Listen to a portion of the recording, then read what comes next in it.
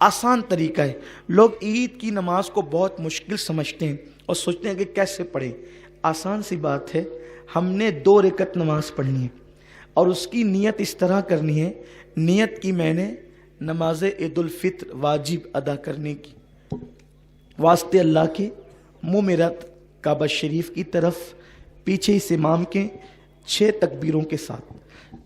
اگر آپ اس طرح نہ کہہ سکیں، زبان سے نہیں ادا کر سکیں، تو آپ صرف دل میں یہ نیت کریں، دل میں سوچ لیں کہ میں اللہ کے لیے عید کی نماز پڑھ رہا ہوں، بس اتنا کافی ہے۔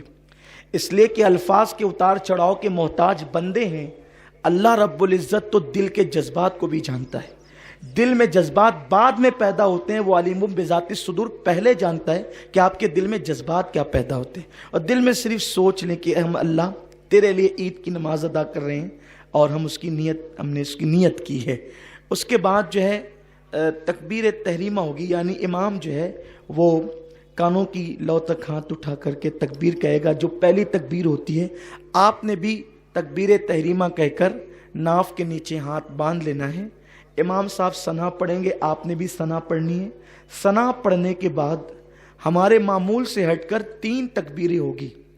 ان 3 تکبیروں میں ہم نے کرنا یہ ہے کہ پہلی تکبیر میں کانوں کی لو تک ہاتھ لے جانا ہے اور چھوڑ دینا ہے، اور دوسری تکبیر میں بھی کانوں کی لو تک ہاتھ لے جا کر چھوڑ دینا ہے، اور تیسری تکبیر میں کانوں کی لو تک ہاتھ لے جا کر ہاتھ کو باندھ لینا ہے۔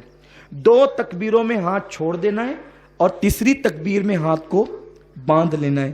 اس کے بعد قرات ہوگی، رکوع سجود ہوں گے، پھر دوسری رکعت کے لیے ہم کھڑے ہوں گے تو قرات ہوگی، اور جب قرات مکمل ہو جائے گی تو اب 4 تکبیریں ہوں گی۔ حالانکہ اصل میں وہ 3 ہی تکبیریں، لیکن آپ کو سمجھانے کے لیے 4 تکبیریں ہوگی۔ 3 تکبیروں پر آپ کو کانوں کی لو تک ہاتھ لے جا کر کے چھوڑ دینا ہے، اور چوتھی جو تکبیر ہوگی وہ ہماری رکوع کی تکبیر ہے، اس لیے ہمیں اس میں کان کی لو تک ہاتھ نہیں لے جانا ہے، بلکہ اللہ اکبر کہتے ہوئے سیدھا رکوع میں چلے جانا ہے۔